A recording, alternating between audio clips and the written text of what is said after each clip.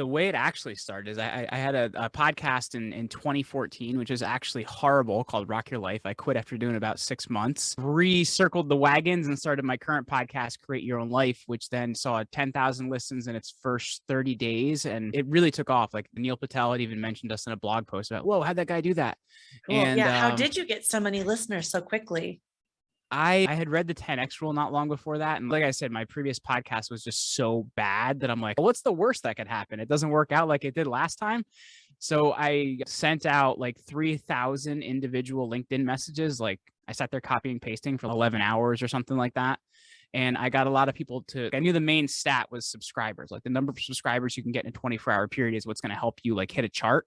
Yeah. And at that point in time, New and Noteworthy was still like a big thing. It was a big thing, then it was closed for 2 years, and then now it's really not a big thing. And you got 8 weeks of feature if you could end up New and Noteworthy. So I knew subscribers are important. So I sent out 3,000 individual LinkedIn messages. I think around 500 Facebook messages before they took away my ability to send messages to people. And then I sent out text messages to every single person in my phone. I had a small email list I sent out to those people. It even got to the point where like we're out in public with friends. And I'm like, here, let me grab your phone. Let me show you how to subscribe to my show and review me. And it worked though, because like we got 67 reviews in our first 10 days. We hit New and Noteworthy, and that was like the big traffic bump. And then good content kept it going. So that was how we like had that type of attention in the first 30 days. And then I had a friend of ours, he's a podiatrist, and he really wanted to start his own podcast. He said, hey, I want to start a podcast. I want to get out there. I want to get attention. And we did it for him, and we got him like some really great guests. Like he had some incredible high-level guests in the health and natural health sphere. And the thing that we did as part of his launch was we actually got him on a bunch of other podcasts. And he goes, wow, I really enjoy having a show. He goes, even with you guys doing all the work for me, like setting up the interview notes, doing all this stuff, it's still a lot of work to sit there and interview somebody. He's like, could you just, do the first half of just booking me on shows? And we ended up having a co-founder from Israel that we started a company called Get Featured. And we started getting people booked on podcasts. We did in excess of multiple 6 figures in our first 9. I started butting heads with my co-founder, and that was the end of our company. And for another 3 months, I had that coming, by the way. No, didn't see that coming at all. And it wasn't good either. Like I legally, I can't say too much about it, but it didn't go well. Let's just leave it at that. And then I kept all the employees that we had. I also had to service half the clients, and I had no revenue. So we didn't have any money coming in, and I was taking side work, doing all this other stuff to make sure I was paying employees, while I was like, hey, let's hire some salespeople, because my partner had been the salesperson.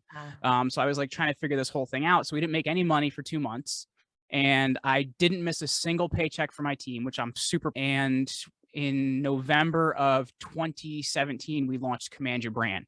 For 2 months, we were figuring it out. And we finally launched under a new name in 2017. So it's a roundabout way of getting there, but that is how the idea for Command Your Brand happened. Yeah, that's a lot. I have a couple of follow-up questions. One is, when you are pitching your clients to a podcaster, or when you're sourcing podcasts for your clients, are you looking for subscribers? Are you looking for downloads? Are you looking for, is it just the right genre? Even with a small amount, what is your criteria? So the first thing is always audience, because if it's not an audience fit, then like none of the other stuff matters. Because one of the things we really have to handle with clients early on is they care a lot about number of downloads, streams, whatever it may be. Subscribers, we don't really know. None of us really know that data. If somebody could build that app, they'd make a lot of money. Right now, we only know the roundabout of downloads or streams, depending on what you're using. And the thing you really have to handle with clients in the beginning is they think the biggest shows are going to be the ones for them. There's a top 10 list of every client wants to be on. It's Joe Rogan, it's Lewis Howes, it's Tim Ferriss, it's these different shows. And that's great. You want to impact. Who do you want to talk to, and what does your perfect client look like? And once you get that down and you really niche them down, you find that you can actually get them in front of the right type of audience. Then you worry, how are we doing in terms of an estimated number of downloads and things like that? Because you're not always going to have it 100%. And that's the secondary thing we look at. After that, we're looking at what does social presence look like? What does the quality of the guests that they're talking to look like, and things like that. But really, audience fit is first. Because it has to be a great fit for the show, because it has to be somebody they want to talk to, and it has to be the right fit for a client, or they're just not going to get anything out of it.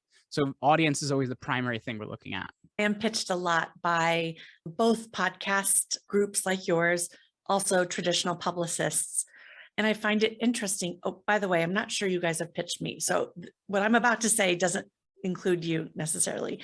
The pitches that I'm getting, I'm like, what is this? Like, it's copied and pasted. It's like different colors. They don't know who I am. And then they're like, hello, are you going to respond to me? I'm like, oh my gosh. Do you ever get the So one how do that's you hello, start? hello first name? Have you ever gotten that one before, or would they call you like another name or something like that? Mhm. Yeah, listen, I look at every pitch because I don't want to miss anybody. And in fact, here's a fun fact that I like to share with you, but also it's a brag. This is your time, but I'm just going to take 2 seconds of it. I was doing a pre-interview with another podcaster from New Zealand, and he didn't know that I had a podcast because that's not what we were going to talk about. And he asked, and I said, hey, I have a podcast. And he said, oh, what's it called? And I told him, and he typed something up in his computer, and his face was like, wow. I'm like, wow, what? And he was like, your podcast is one of the top 1.5% in the world of almost 3 million podcasts. And I'm like, how do you know that? And why the heck don't I know that? It was from Listen Notes. Oh, Listen Notes. Okay. We use that one in Podchaser a lot too. I guess I just wasn't looking, but I was like, I'm so special. So Jeremy, you're going to go out and be a part of one of the top 1.5% podcasts in the world. I bet yours is up there as well. I hope so. We try to help a lot of people and have a lot of great conversations. We can only hope. I haven't checked Listen Notes in a while, but I hope we're doing okay. Yeah.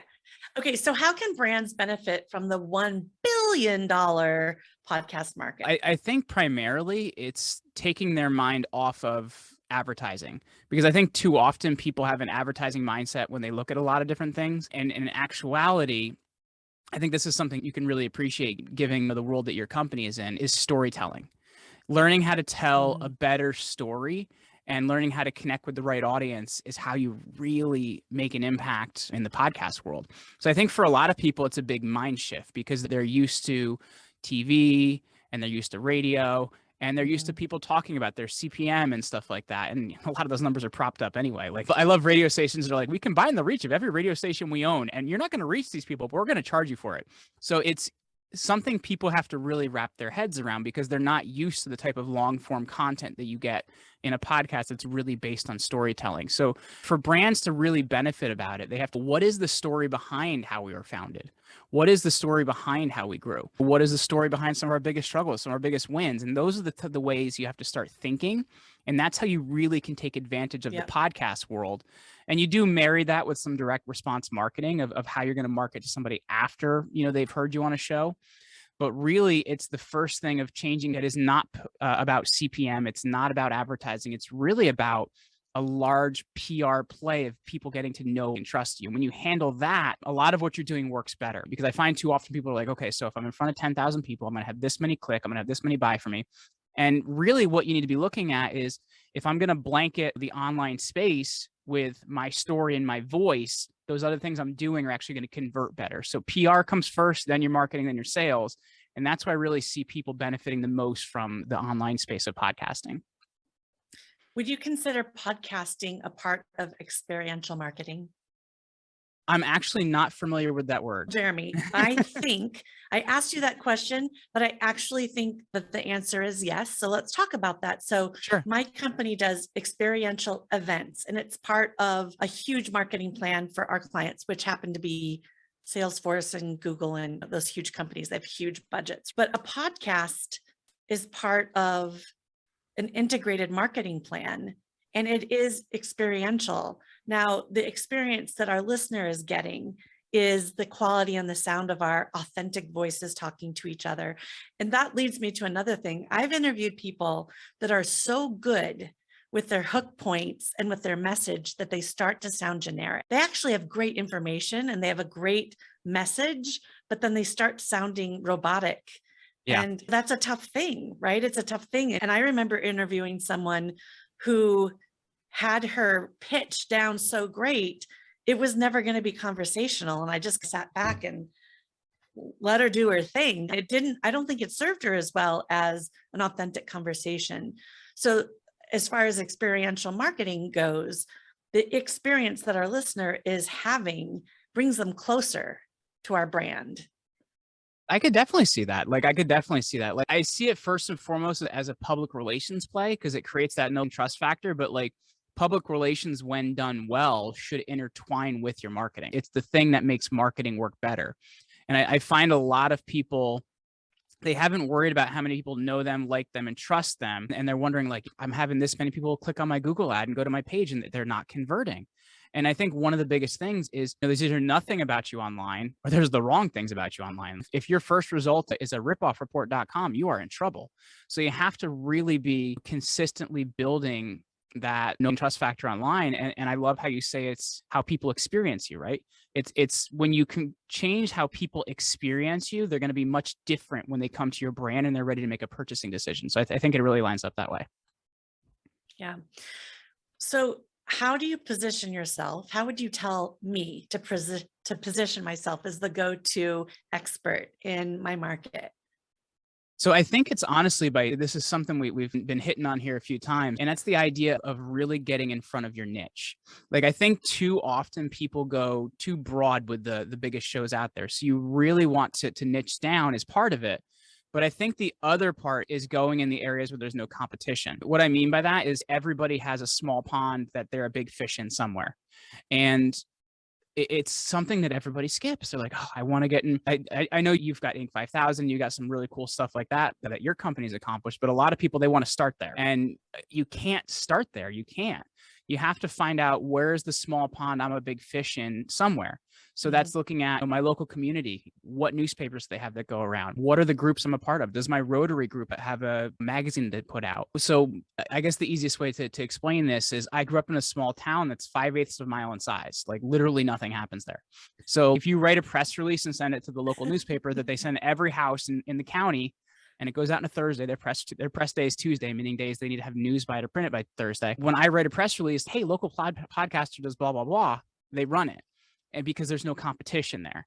And the thing that you can actually do then is, a lot of these print versions also have an online version too. So you end up in Google News. So when you start to build up a lot of stuff like this and store it on a media page in your site, you can start to make it easier to get some of these media pieces to be more well-known within that sphere. So that's the other part of it. Is one part of it is getting in front of podcasts that are very niched. The other part of it is finding out what is your small pond that you're a big fish in, and going for it. I went to Seton Hall University in New Jersey. You know, a really cool magazine that goes to every person that's ever went to the school once a month. Yeah. Yeah. So we've run releases and different things in there. And when we've run releases, I've got a lot of television appearances from releases that have run in the newspaper. Somebody, a producer, reads it and they're like, oh, wow, I want to interview this guy. So you find out what's newsworthy, you find out how to write a good release, and you get it in a local newspaper. And a lot of them have online versions. Awesome. So it looks like you guys grew by 71% in the down economy. And I'm assuming the down economy that you refer to is our pandemic, which is still happening. And so talk to me about that and how people listening can use those same strategies and principles. It's interesting because that was actually from 2019 to 2020. This 2020 to 2021, I'm trying to do math here in my head, which isn't exactly great. We've doubled in revenue from last year to this year. So it was 67% the previous year, and now we're almost double from last year. And the biggest thing is really concentrating on, number one, getting on the right podcasts, which is really important. But number two, marrying direct response marketing with podcasting. So what that means is when you're on a show, a lot of times, and you're talking about different areas, what you give away should be something that is an application of what you taught. Because when you look at learning has two parts to it. It has the theory of it and the actual doingness of it. So we tend to teach people to give away a tool that is something that can apply what you taught. So for us, it's a piece that helps people to really understand what online PR is like, the things they need to do to have it together, and how that's going to help them get on different podcasts and things like that. So when people have a win with that piece, they come back to you and they either tell us about you or they want to work with you. And it's interesting, like when we look revenue from the first half of this year versus the revenue of the second half of this year, I was writing a book and I was doing all this other stuff. So I was just going on substantially less podcasts myself, and company revenue in the first half of the year was nowhere near as big as it was, or I'm sorry, in the second half of the year was nowhere near as big as it was the first half of the year. And the big difference was I didn't go on a lot of podcasts. And it's interesting because I think people tend to look at it as, okay, they're going to come in for that opt-in. Sure, they may, and you always want to have that offer there, but they come in a lot of different places because it's a huge outreach action that you're doing. And once you stop doing it, you see the change. So it really is a way to get out there and get seen and heard and make sure that you're bringing people into your ecosystem so that they trust you. What is your top number one, I really want to be on this podcast wish? Oh gosh, I don't know, because I've never really looked at it like that. I'd be like, Guest that you would love to interview that you Dave don't. Grohl. Okay. I didn't even have to think about that. He's pretty cool. I have talked to his publicist. Her name's Michelle. I can't even tell you how many times over the last 4 years. We'll tag him and make sure that he hears this. Dave, I'm a huge Foo Fighters fan and Nirvana before that. So Dave Grohl is just somebody that I'm a huge fan of. I've loved everything he's done. So for me, Dave Grohl is my number one guest. For number one show, like, I don't know, probably like hardcore history, honestly, because like the things I listen to have nothing to do with the type of what I do for a living, and the type of shows I listen to are not the same. I listen to a lot of like suspense and thriller and stuff type podcasts, whereas like a lot of what we're doing isn't really related to that, if that makes sense. What is your biggest challenge in scaling and growing this company? I mean, scaling by 71 and then doubling, that's painful. I don't care who you are, how smart you are, what a great entrepreneur you are. What is something you're working on to overcome right now? And this is probably, hopefully something you'll agree with me with, because I know you've grown a large company, a lot larger than ours, but processes as you scale break. And I think that's been the biggest issue is we build really great processes. Then we get to the next level of growth and we're like, oh, that process doesn't work anymore. So it's continuing to keep client experience good, keep sales process or the way we're working with shows correct. And as you scale and get bigger and help and service more people, like those processes break. So the hardest thing is figuring out where the breaking point is, honestly, and then fixing that and continuing on from there. It's interesting because the first thing you notice isn't always where it broke. It always broke earlier. You just didn't notice it until it got painful. It's a result. It's the effect of the cause. Yeah. So it's like the thing that broke, you didn't see. And then you look at it and you're like, oof, okay, we've been doing that for 3 weeks. Well, that's a real big problem. Okay, well, at this scale, we can't do that anymore. It looks like we need to hire somebody to do that. So that's been the biggest thing is like processes, you end up breaking into mini processes, breaking into having to bring on more people to run them. So that's been the biggest thing is managing to keep up with process. And when they break as you scale, at least for us. Okay. So next year is 2022. You've either been thinking about it or you've already made your master plan. How much do you want to grow? And what is the number one strategy you're going to focus on to hit that metric? And then we'll catch you up at the end of next year and measure. I hope I do well there.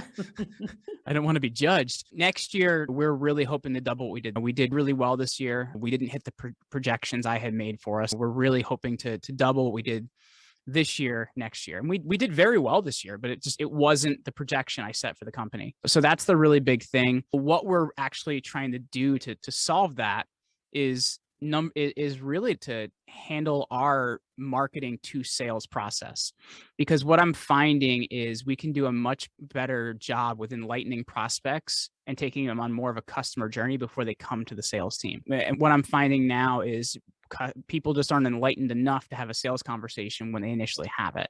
So I think if we can build a better process there, it's really going to help with scaling and growth and things like that. But to me, that's been the biggest pain point that I see. If you're going to double in revenue next year, which I know you will, what do you think that's going to do to your head? Seeing where we're at now, I'd see that more like being 2.5 times what we are now. Reason being is we're handling a lot of capacity for being doubled. We probably could have hired a couple more people towards the end of the year to help us with that. So I would say probably about 2.5 of where we are now to actually support everything in the level it should be. Good luck with that.